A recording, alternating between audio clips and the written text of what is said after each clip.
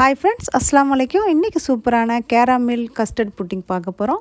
கிட்ஸ்க்கு ரொம்ப ஃபேவரட்டாக இருக்கும். 5 பொருட்களை வச்சு ஈஸியாக எப்படி செய்யலான்னு பார்க்கலாம் வாங்க. வெல்கம் டு இந்தியன் சமையல். இப்போ நம்ம சூப்பராக செய்ய ஸ்டார்ட் பண்ணிடலாம். இதுக்கு தேவையான பொருட்கள்லாம் என்னன்னு பார்த்துடலாம். இதுக்கு நான் ஒரு சின்ன பேன் எடுத்திருக்கேன். நம்ம கொஞ்சம் ஹீட் பண்ணிக்கலாம். இதுக்கு நான் 1/4 கப்பு சீனி போட்டு ஃபஸ்ட்டு நம்ம கேரமில்ஸ் ரெடி பண்ணிக்கலாம். 1/4 கப்பு சீனி வந்து ஒரு 5 டேபிள் ஸ்பூன் எடுத்திருக்கேன். ஸ்டவ்வை லோ ஹீட்டில் வச்சுக்கோங்க. அப்போ தான் சீனியெல்லாம் நல்லா கரைஞ்சி மெல்ட் ஆகி நம்ம சூப்பரான கேரமல் ரெடி ஆகும், கருகாமல் இருக்கும். இந்த கேரமல் சிரப்பு செய்கிறதுக்கு ரொம்ப டைம் எடுக்காது, 2-3 நிமிஷத்துலேயே ரெடி ஆயிரும். நம்ம பொறுமையாக பக்கத்துலேயே நின்று மட்டும் நீங்கள் வந்து நல்லா கலந்து விட்டுக்கோங்க. சீனியெல்லாம் நல்லா மெல்ட் ஆகிடுச்சு பாருங்கள். கொஞ்சம் பார்க்குறதுக்கு கட்டி கட்டியாக இருக்கிற மாதிரி இருக்கும். நீங்கள் கரைச்சிட்டே இருக்கும்போது அப்படியே தன்னாலே நல்லா கரைஞ்சி வந்துடும்.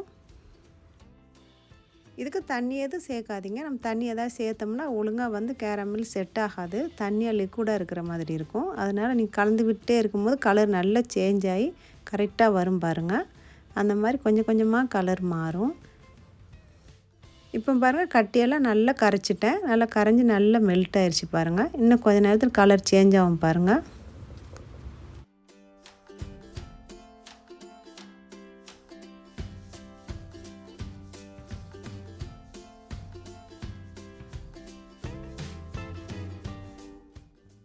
இப்போ சூப்பராக நல்லா கலர் சேஞ்ச் ஆகிடுச்சு பாருங்கள். இந்த டைமில் நம்ம ஸ்டவ் ஆஃப் பண்ணிவிட்டு எடுத்துக்கலாம். இந்த கேரமல் சூடாக இருக்கும்போது நம்ம எதில் புட்டிங் செய்ய போகிறோமோ அந்த பேன்லேயே நீங்கள் ஊற்றி இதை நல்லா செட் பண்ண ஆரம்பிச்சிருங்க. சுட சுட நம்ம அந்த இதில் மாற்றிக்கணும், இல்லைன்னா உரைய ஆரம்பிச்சிரும். உறைஞ்சிச்சின்னா நம்மளுக்கு வந்து செட் ஆகிறது கஷ்டமாக இருக்கும். இப்போ உடனே இதில் வந்து செட் ஆயிரும் பாருங்கள். இந்த கேரமல் சிரப்பை எல்லா இடத்துலையும் நல்லா பரத்தி விட்டுருங்க. ஃபுல்லாக அடியில் ஃபுல்லாக ஒரே மாதிரி பரத்தி விட்டுறணும். அப்போ தான் நம்ம வந்து புட்டிங் தட்டும் போது ஒட்டாமல் நம்மளுக்கு வரும், இல்லைன்னா ஒட்டிக்கிடும். அப்படி கொஞ்சம் கம்மியாக இருந்துச்சுன்னா மறுபடியும் கொஞ்சம் கேரமல் செஞ்சு மறுபடியும் அதில் எல்லா இடத்துலையும் நல்லா செட் பண்ணி விட்டுருங்க.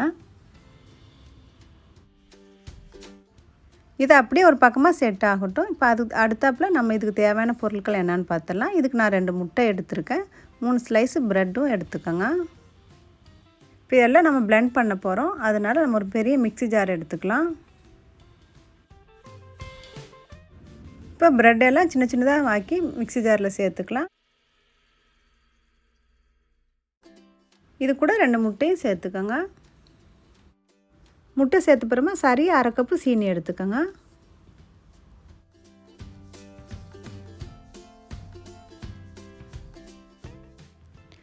நல்ல டேஸ்ட்டாக நல்ல மணமாக இருக்கிறதுக்கு வேண்டி 1/4 டீஸ்பூன் ஏலக்காய் பவுட்ரு எடுத்துக்கோங்க. இப்போ இது கூட நான் கஸ்டர்ட் பவுட்ரு சேர்க்க போகிறேன். உங்கள்கிட்ட வெண்ணிலா ஃப்ளேவர் வேறு என்ன ஃப்ளேவர் இருந்தாலும் நீங்கள் சேர்த்துக்கோங்க. இப்போ நான் வந்து வெண்ணிலா ஃப்ளேவர் தான் சேர்க்குறேன். ப்ளெயினாக இருந்தாலும் பரவாயில்ல, நீங்கள் 2 டேபிள் ஸ்பூன் கஸ்டர்ட் பவுட்ரு சேர்த்துக்கோங்க. இதுக்கு நம்ம பால் சேர்க்க போகிறோம். 1/2 லிட்டர் பால் எடுத்திருக்கேன். சரியாக 1 கப்பு பால். அது காய்ச்சின பால்னாலும் பரவாயில்ல, காய்ச்சாத பால்னாலும் பிரச்சனை இல்லை. நான் காய்ச்சாத பால் தான் நான் எடுத்திருக்கேன். உங்கள்கிட்ட எப்படி இருக்கோ அப்படி சேர்த்துக்கோங்க.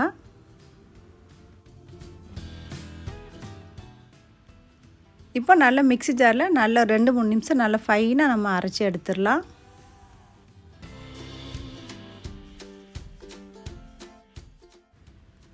இப்போ எல்லாம் நல்லா ஃபைனாக அரைச்சிட்டு வந்துட்டோம் பாருங்கள். இந்த மாதிரி ஃபைனாக நம்ம அரைச்சிக்கணும்.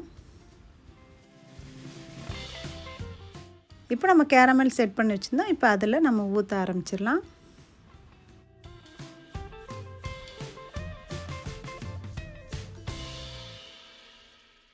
இப்போ பெரிய பாத்திரம் இந்த மாதிரி வச்சுக்கோங்க. இட்லி பாத்திரம் இந்த மாதிரி நான் உள்ளே ஸ்டாண்டு போட்டுருங்க. அதுக்கு வந்து ஒரு 1/2 சட்டிக்கு தண்ணி ஊற்றிக்கோங்க. ஊற்றிட்டு இந்த தண்ணியில் வந்து ஸ்டாண்டுக்கு மேலே இதை உள்ளே வச்சிடலாம்.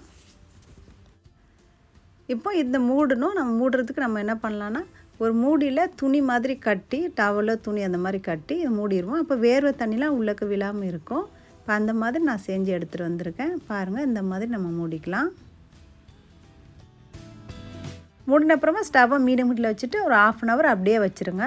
அது பாட்டில் வேகட்டும். எப்படியுமே 1/2 hour ஆகும் ரெடி ஆகிறதுக்கு. இடையில ஒரு தடவை ஓப்பன் பண்ணி பாருங்கள். ஸ்டாண்டு கீழே போதுமான அளவுக்கு தண்ணி இருக்கான்னு. தண்ணி இல்லைன்னா ஒரு கிளாஸ் தண்ணி சேர்த்துக்கோங்க.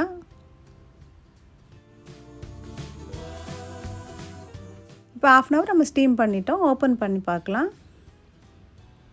நல்லா வந்து ஸ்டீம் ஆயிடுச்சு பாருங்கள். நல்ல கலரும் சேஞ்ச் ஆகிருக்கு. இப்போ வந்து ஒரு ஸ்டிக்கு வச்சு நம்ம குத்தி பார்ப்போம் எப்படி வந்திருக்குன்னு. அடியில் தண்ணி எதுவும் இருக்கா ஒட்டுதான்னு பாருங்கள். பிசு தன்மை இருக்கான்னு பாருங்கள். பிசு தன்மை இருந்துச்சுன்னா திருப்பி ஒரு 5 மினிட்ஸ் மறுபடியும் வேக வச்சுக்கோங்க. இப்போ நான் குத்தி பார்க்குறேன்.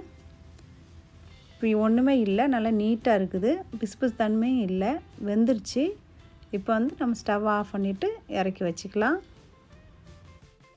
இறக்கி வச்ச அப்புறமா ஒரு டவல் போட்டு மூடி வச்சுருங்க. கொஞ்சம் நல்லா கூல் ஆகட்டும். அப்போ நல்லா நம்மளுக்கு ஈஸியாக இருக்கும், தட்டும் போது டக்குன்னு வந்துடும்.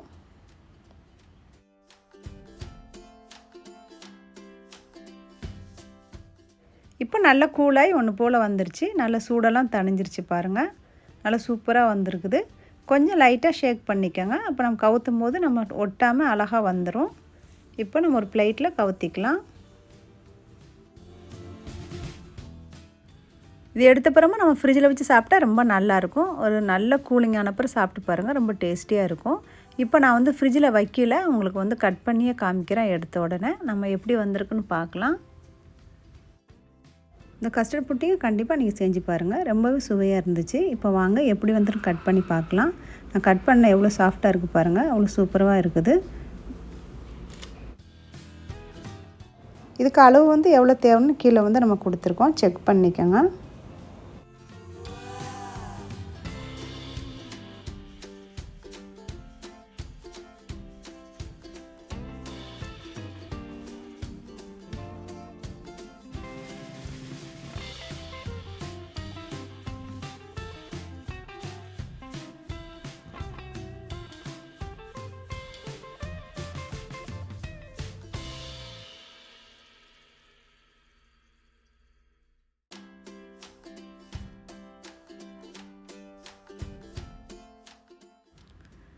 இந்த வீடியோ உங்களுக்கு பிடிச்சிருந்தா ஃபேமிலி ஃப்ரெண்ட்ஸ்க்கெலாம் ஷேர் பண்ணுங்கள். அப்படியே சப்ஸ்கிரைப் பண்ணுங்கள், பெல் ஐக்கான் ப்ரெஸ் பண்ணுங்கள். நான் புது வீடியோ போடும்போது உங்களுக்கு அலர்ட் வரும்.